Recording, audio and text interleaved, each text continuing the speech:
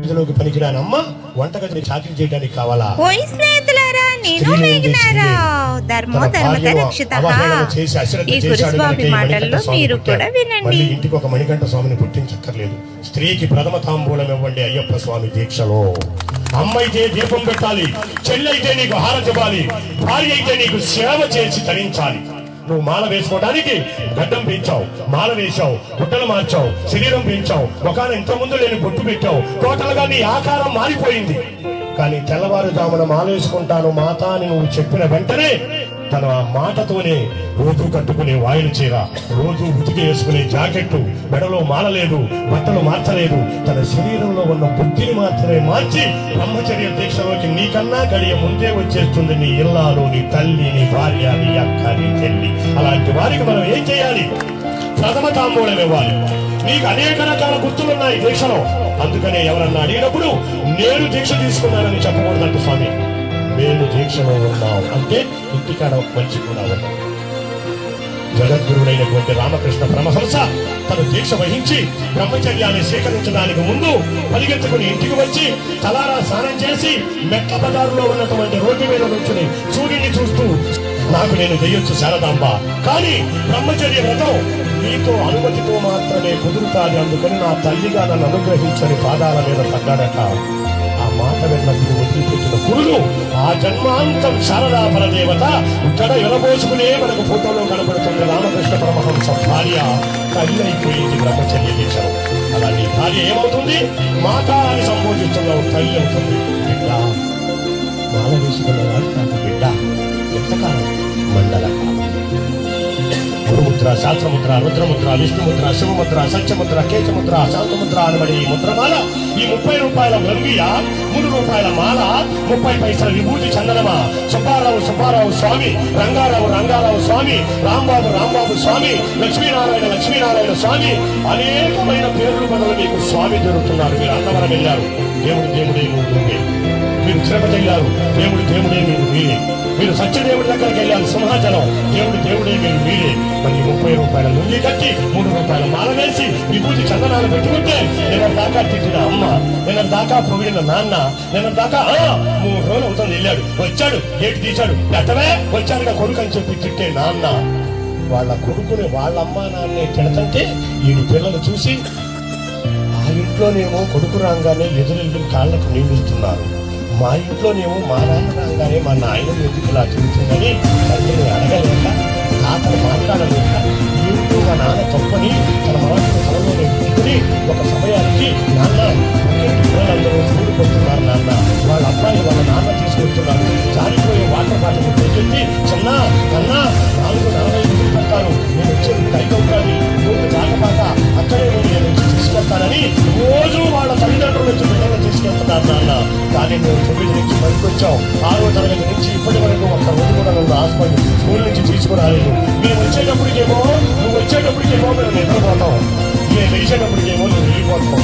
ఏంటి నాన్న నీ ఉద్యోగం అని చెప్పి తల్లిని అడుగుతుంటే వీళ్ళకున్న ప్రయోజనాలు చెప్పలేక నేను బలానా ఉద్యోగం చేస్తున్నానమ్మా, ఎయిర్ ఫోర్స్ అమ్మా అంటే గాలికి తగ్గటం, ఎయిర్ ఫోర్స్ లో ఉన్నానమ్మా అని చెప్పలేక తల వచ్చుకుంటే ఇలాంటి భర్తను కట్టుకుని తన కన్న బిడ్డల చేతి ప్రశ్నింపబడుతున్నానని చెప్పి భార్య రౌడి చెవులు తడిచిపోయి ఉంటాడు. ఇప్పుడు ఎందుకు? కన్నేళ్లకు భర్తను అదమాయించలేక పెరిగే బిడ్డలకు సమాధానం చెప్పలేక తల్లిదండ్రుల యొక్క కోపానికి గురై వాడింట్లోనే వాడు దొంగతనం చేసే స్థితిలో ఉన్న ఎంతో మందిని ఒక ఫైనల్ మార్నింగ్ వారి మనసు మారి గురుస్వామి దగ్గరికి వెళ్ళి చంద్రగిరిపేట శివాలయంకు రంగడుగుడిలో ఉన్న అయ్యప్ప స్వామి గుడికి వెళ్ళి గురుస్వామి మాలవేయమని అడిగితే గురుస్వామి తన శక్తిని దారపోసి తన ముందు నుంచున్న వాడిని బిడ్డగా తలిచి గురుముద్ర, శాస్త్రముద్ర అనబడే 108 పూసలు కలిగిన మాలని మెడలో వేస్తే నిన్న తిట్టిన నాన్న, నిన్న తిట్టిన అమ్మ, నిన్న ప్రశ్నించిన తండ్రి నిన్నటిని మర్చిపోయి గేటు తీసి నీకు హారతులిచ్చి స్వామి వస్తున్నాడు, దేవుడు వస్తున్నాడు,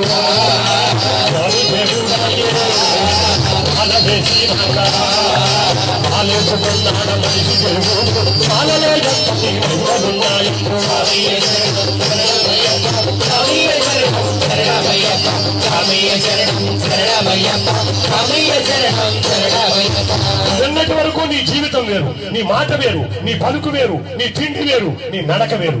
కానీ తెల్లవారుజామున ఒక్కసారి నీ మాట నడక అన్ని మారిపోయాయి. స్వామి అనగానే ఒంటిలో ఎన్ను పూసలో చలి బయలుదేరతారు. నిన్న తిట్టింది అమ్మ, ఇవాళ ఆరతిస్తుంది అమ్మ.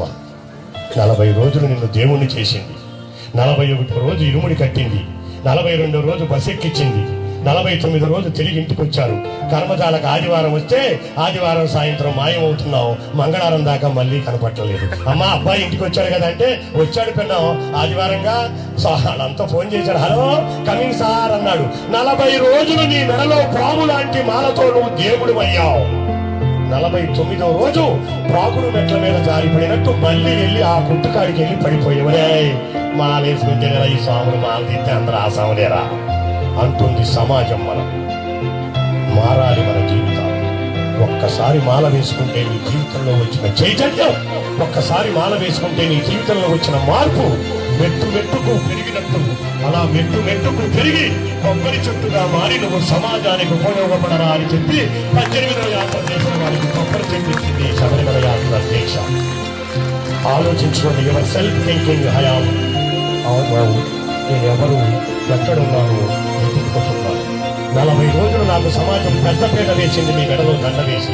49వ రోజు మనం ఏం చేస్తున్నాం అనేది తెలుసుకున్న నాడు, నా మాట విని ఒక్కరు మారిన నాడు నా జన్మ ధన్యం.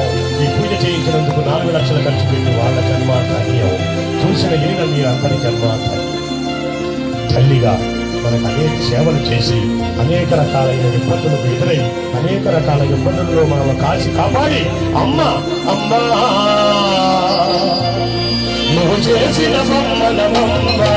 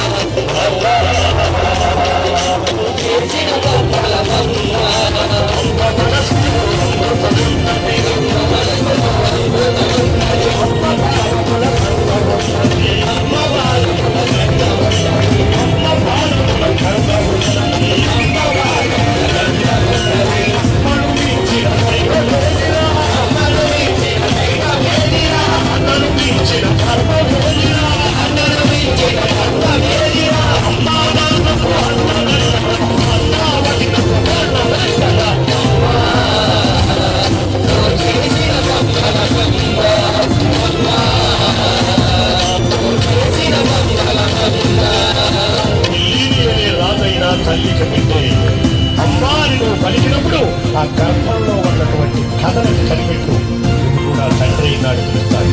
ఒక ఆయన భుజాల మీద ఎక్కి తిరుపతి వెళ్ళాడట. తిరుపతిలో దర్శనం చేసుకుని ధ్వజస్తంభం కాడ మొక్కడానికి వచ్చాడట. అప్పుడు పక్కన ఉన్న ఆయన అడిగాడట, ఏరా పిల్లడా దేవుడు బాగా చూసావా అని. చూశాను కానీ తాతయ్య దేవుడు దర్శనమైన తర్వాత కానీ నాకు తెలియలేదు. నేను ఇప్పటి వరకు ఇంకొక అంటే నేను చాలాసార్లు చూశాను.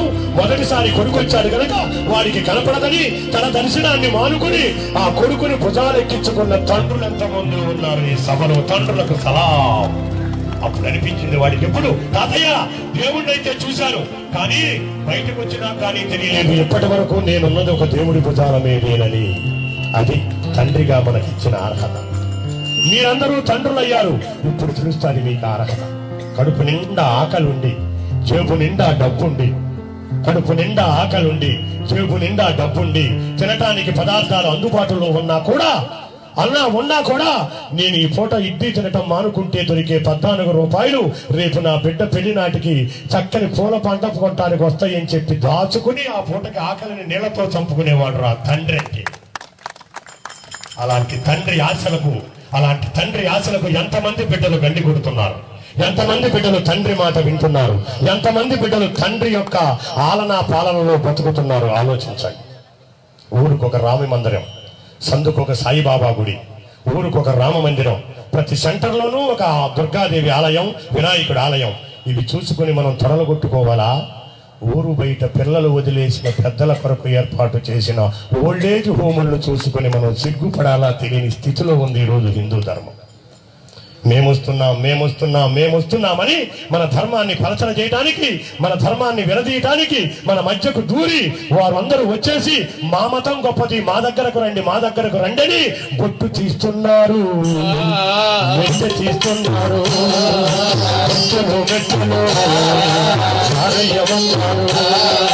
హిందూ ధర్మాన్ని